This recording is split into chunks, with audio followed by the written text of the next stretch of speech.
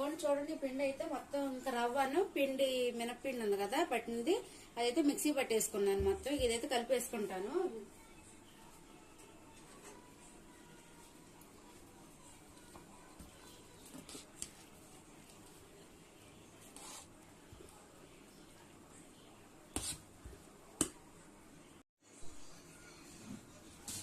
చూడండి మొత్తం కలిపేసుకుని మూత అయితే పెట్టేసుకుంటానండి.